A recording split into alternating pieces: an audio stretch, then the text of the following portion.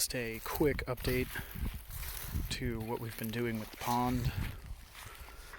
As you can see, started laying rocks back in for drainage in, shoring up some low-lying areas. You can see I've dug in a little bit deeper over here, extended this level of shelf. There's a little divot back there just to help keep the water more towards that side. This side here is the downslope side. Eventually, once the pond has naturalized and sealed, the water will overflow down this natural curvature, and then we'll be putting in another little mini swale cutout type of deal, taking it back that way to flow back towards the stream or down this way. We may just split the flow, but down there is where we have some berms, and we'll be putting in more of a terrace formation in between some of those trees, using some of their down branches. But up here, you can see we've started planting into the berm. Some of it real small. Accidentally, someone stepped on one of my New Jersey tea tree plants last night.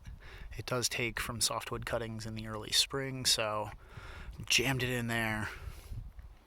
Got about 50% of that down below the soil line.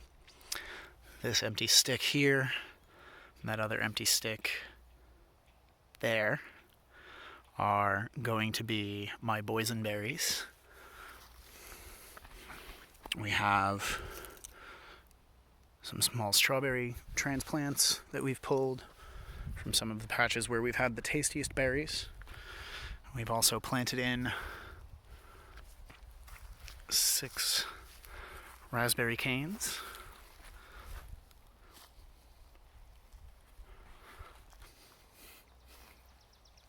Just cuttings, jammed right in, various stages of growth.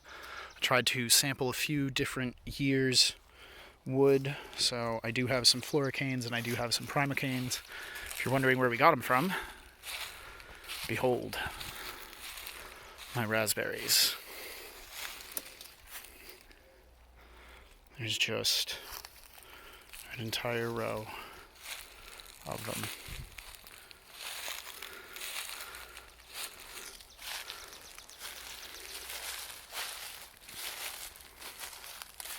We'll be getting back into the real raspberry thicket over here. You can see I've still got some cleanup to do, but nearly every one of these sticks coming out of the ground is a raspberry cane.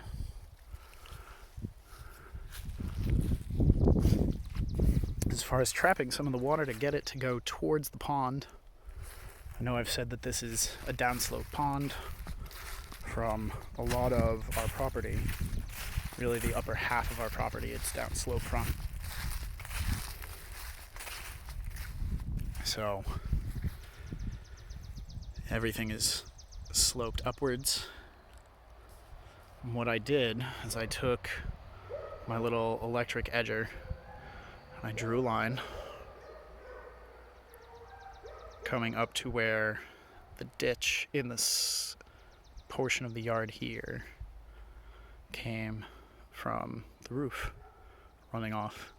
That section of roof right there is about 70 feet long, 60, 70 feet long, which is 24 to 2,800 square feet of catchment.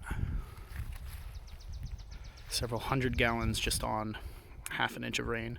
So we have a small cutout.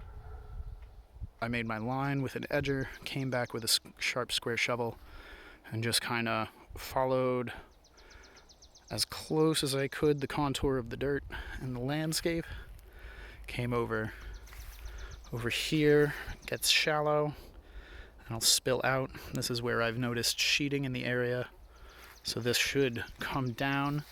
There's a rise over here, And then just past the main black raspberry patch, dug in another small channel that leads down to the rocks coming in.